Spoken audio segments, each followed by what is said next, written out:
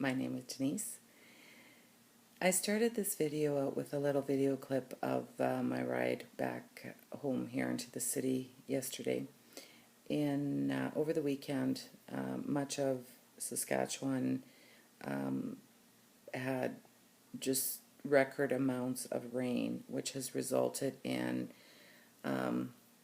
flooding, widespread flooding, and lots of damage for lots of people. So when I drove home yesterday back from the farm, it took me a couple of hours longer than the 3 hours it usually does to get back, because I had to take multiple detours around places where the highway was washed out and unpassable because it was the water was still flooding over it, right?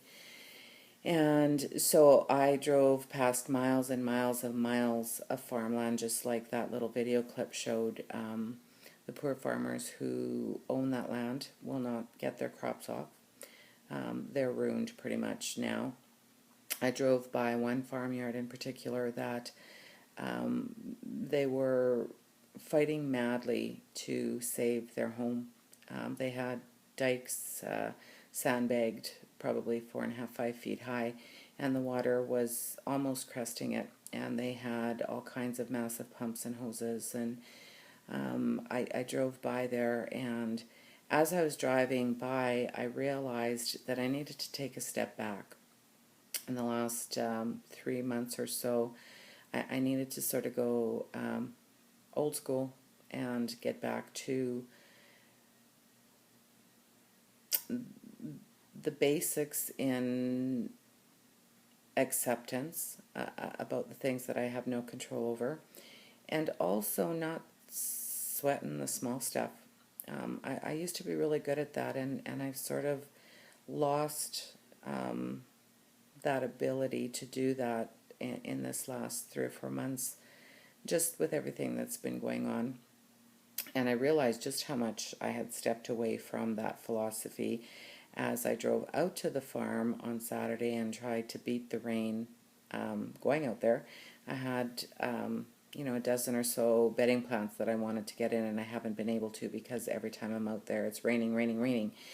And so Saturday, as I drove, I was fighting the rain all the way. I'd just get ahead of it, and I'd have to stop, and a half hour later I'd get in my car after picking whatever up, and it'd be drizzling. And so I was like rushing to get there, because I don't know, the world was going to end if I didn't get these plants into the ground this weekend, right? Not.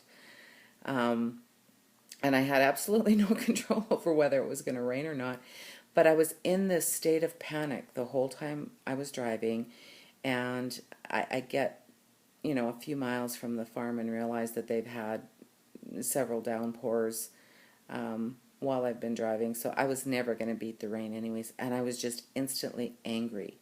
And I lost probably a good hour and a half of my day being angry over something that was totally stupid, irrelevant. I mean, like I said, that dozen or so plants, the world is not going to end had I not gotten them planted on the weekend. And I had no control over the rain, so it didn't matter how upset I did or didn't get. It didn't matter how much I rushed or I didn't rush. If it was going to rain, it was going to rain. I had no control over that. And I needed to have just accepted that and gone with, sort of go with the flow kind of thing. And I used to be really good at that, like not allowing those small things that don't matter in the big picture, like, a week from now or a month from now or 6 months from now. It's not going to matter if I hadn't gotten those plants in the ground this weekend. And I've just been allowing myself to lose precious time being upset about things that I have no control over, rather than enjoying those moments. And so today my green lighting the day is just being focused on not sweating the small things, not sweating the things I have no control over, accepting the things that I have no control over, and having a good day regardless if it rains or not, right? As I drove by that poor farmer's place that was fighting with the sandbags and stuff, I thought, and you got upset over 6 bloody tomato plants, like really?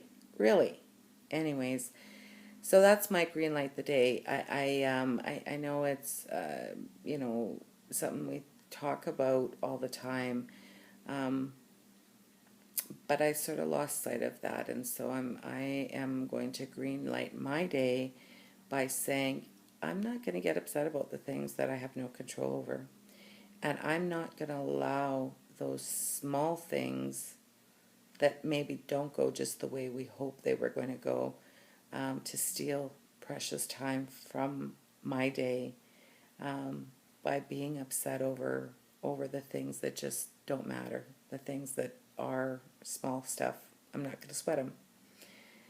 Anyways, to all of my co-Canadians out there, I hope that you had a happy Canada Day yesterday.